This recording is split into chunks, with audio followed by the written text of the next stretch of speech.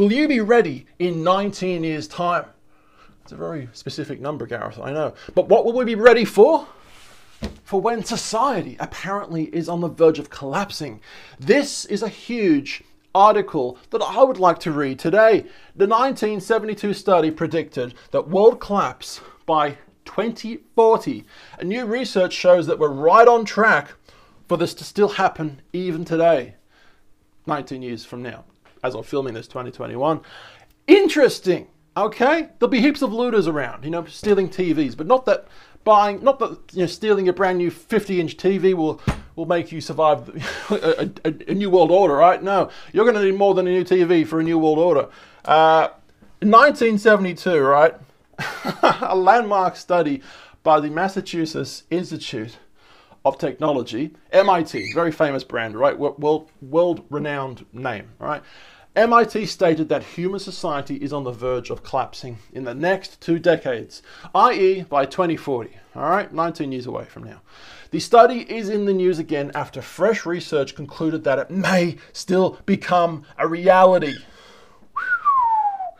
Gaia Harrington, this woman, a sustainability analyst at KMPG, reanalyzed the data in the MIT study, right, from those years ago, right? The limits to growth was what it was called, I'm pretty sure. She studied 10 key variables, including population, industrial output, population again for some reason. I'm not too sure why they've said that twice. Thanks, editors. Fertility rates, pollution levels, food production, etc. Harrington found that in a worst case scenario, industrial civilization could be on track to collapse by 2040. They still reckon this, right? Now, the moral of the story, Harrington told The Guardian, is that business as usual? It's an approach that the governments have been doing for many years, right? An approach that worsened global climate change and largely failed to mitigate the resulting weather disasters. Will likely lead to economic and societal collapse, right? Government's not doing the right thing. They're not getting their finger out and actually doing the thing that they need to do, right? Renewable energy and stuff like that. And as a result, everything's warming up. The temperature's warming up and stuff like that, right? Less food. Harrington said that if people had listened to the original study, the planet might be in better shape today. MIT scientists said that we need to act now to achieve a smooth transition and avoid costs. Well, that didn't happen.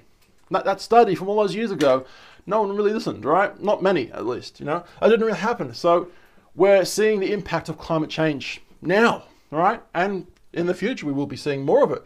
However, she also feels it's not too late to clean up our act. We're totally capable of making huge changes, Harrington told The Guardian. And we've seen with the pandemic, but we have to act now if we're to avoid costs much greater than we're seeing right now. So, yeah. No one likes change. Change sucks, but change can better ourselves individually, right?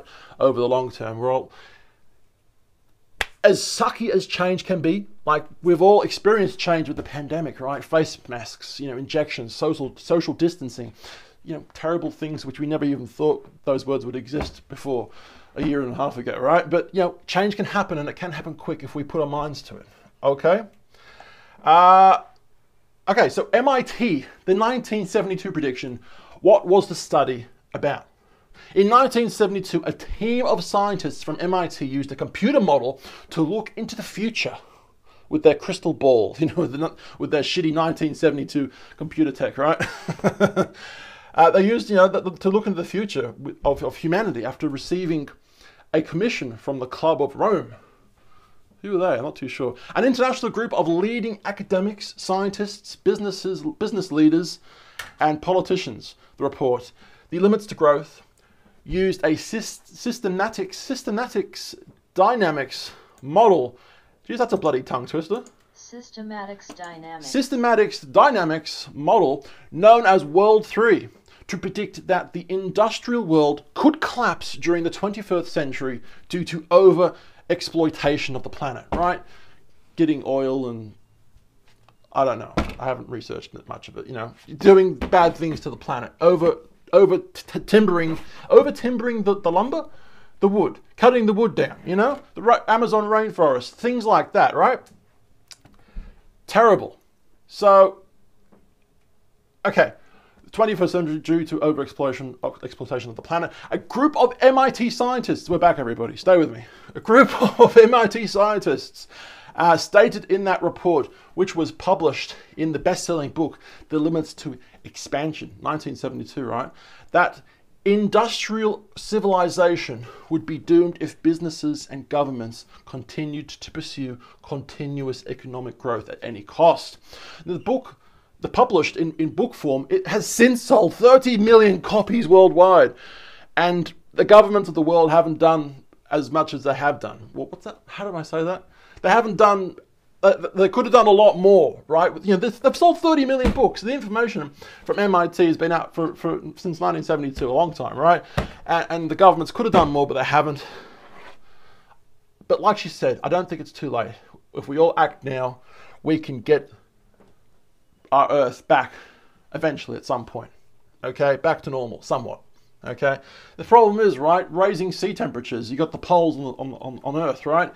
You know, the north and the south poles, all the ice is melting. The sea levels are raising. I will show you this in a second.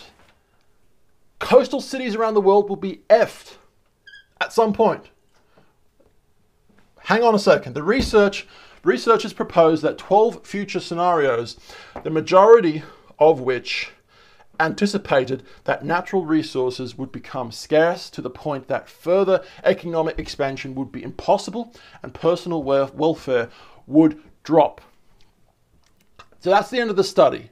Now, going to actual sea temperatures and sea rise levels and stuff like that, this is Australia, a potentially different Australia with water overlapping around the sides of Australia, plus in the middle as well. You know, all this, you know, this is what Australia should look like, kind of thing. This one right here, but this is a potential future where water has, you know, absolutely effed up Australia. This is the raising sea levels, right? Now, this is very interesting. This is sea levels. This is a website called 2030, all right? I'm guessing they're predicting this by 2030. I don't know how accurate this is. Probably not very accurate. But their predictions at some point in time could absolutely come true. Absolutely. 10, 20 years from now. Yes, it's a positive, a very big possibility, right? So don't panic, but panic. But don't. You get what I'm trying to say. This is Boston, right? With water all over the place. Okay? Go to the Red Sox. This one's Charleston. Okay, I've been to Charleston and Boston. Two great cities. Look at the water everywhere. Unlivable, unlivable. This one is Miami Beach. I've been there also. Awesome place. You guys, Miami has got a weird little train system. It's like 2 or 3 or 4 carriages. Like, I don't know. It's weird monorail looking train system. Weird. Miami Beach. You know, the beaches now on both sides apparently. Okay. And the last one I want to show you is New York City by 2030. You know, it doesn't look as bad as the others, but when you really think about it, New York will be unlivable. The subway system will be completely saturated. You're going to need a huge seawall surrounding New York City. Those amazing, beautiful views of New York City that you're used to if you live there, gone. You'll need a huge seawall surrounding New York City, right? And that's just New York. What about the surrounding, you know, other cities all around New York? All around New York, just down south and up north and up towards Canada. Canada will be fucking flooded. Like, oh man, terrible situation. What do you think will happen? Hopefully this will not happen in our lifetime, but I like to think that if something like this does happen, hopefully we as humans have done something a lot better than we already currently have. Hopefully we're, you know, going towards renewable energy, okay? No more petrol cars type thing, you know, battery electricity cars, think of Tesla, okay? Awesome.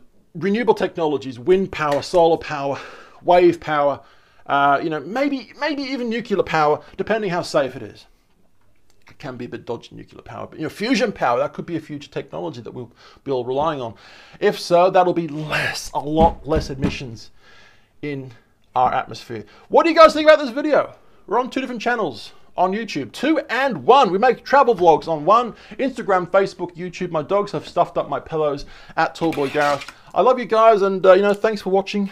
I will see you for tomorrow's video because we are making daily videos here. All right, daily.